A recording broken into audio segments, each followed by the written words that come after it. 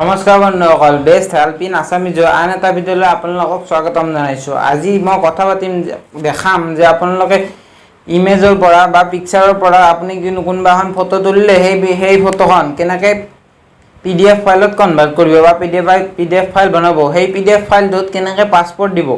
তো ভিডিঅ'টো লাষ্টলৈ চাই থাকক, মই সকলোবোৰ দেখাই দিম মোৰ মোবাইলত কেনেকৈ কৰিব লাগে, PDF ফাইল কেনেকৈ বনাব লাগে।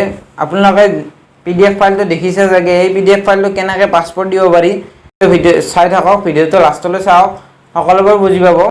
ফাৰ্ষ্ট মই ফটো উঠাম, মই কি মোক ডকুমেণ্টছ লাগে, মই কেতিয়া কপিৰ পৰা ফটো উঠাই লৈছোঁ। মোক PDF বনাবৰ কাৰণে মই 5টামান ফটো ক্লিক কৰি লৈছোঁ।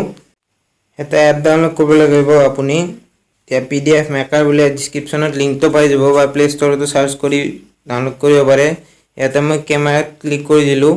তাৰপিছত মই ইমেজ কেইখন চিলেক্ট কৰি ল'ম। চিলেক্ট ইমেজত গৈ ইমেজ মই 5খন ক্লিক কৰিছিলোঁ, 5খন নাম্বাৰ হিচাপত কোনখন ফাৰ্ষ্টত লাগে মই চিলেক্ট কৰি ল'লোঁ।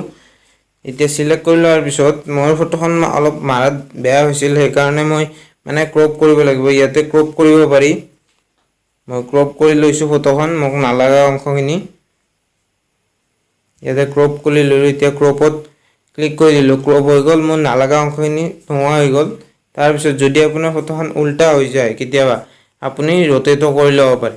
তাৰপিছত আপুনি বৰ্ডাৰ দিব পাৰে, আপুনি কিমান বৰ্ডাৰ দিব, মই 1 দিছোঁ, বৰ্ডাৰ 1 দিছোঁ।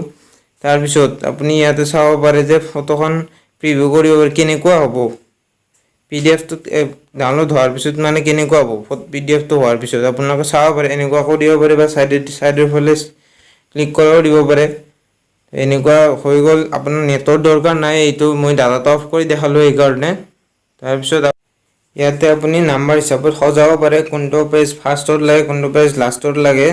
তো এইখিনিয়ে। আৰু তাৰপিছত যদি আপুনি হৈ গ'ল PDFটো বাকী ছেটিংছ মিলা হৈ গ'ল, ইয়াতে ক্ৰিয়েট PDF বুলি ক্লিক কৰি দিলে আপোনাৰ ইয়াতে নামটো বা কি নামত থয় আপুনি PDFটো, যদি যি ছাবজেক্ট হয় সেই ছাবজেক্টৰে আপুনি PDFটোৰ নামটো থৈ দিব। এতিয়া লকটো আপুনি কেনেকৈ থ'ব, এই লকটোৰ আইকনটো দেখিছে নহয়, ইয়াতে পাছপোৰ্ট এটা দিব লাগিব।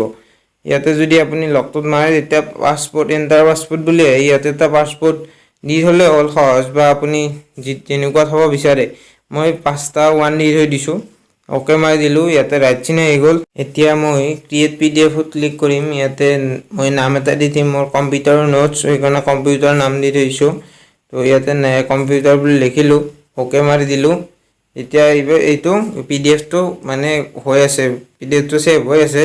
এতিয়া আপুনি PDFটো চাব খুজিলে ইয়াতে ভিউত ক্লিক কৰিব পাৰে, বা আপুনি ফাইলতো যাই চেক কৰিব পাৰে। মই ফাইল মেনেজাৰটো অ'পেন কৰি লৈছোঁ, ফাইলত যায় ফোন ষ্ট'ৰেজত যাব লাগিব। আপুনি ফোন ষ্ট'ৰেজত যায় এটা ফ'ল্ডাৰ পাব PDF মেকাৰ বুলি, সেই ফ'ল্ডাৰটোত গ'লে আপোনাৰ পাই যাব। আৰু এই পাছপোৰ্টটো মাৰি দিব আপুনি।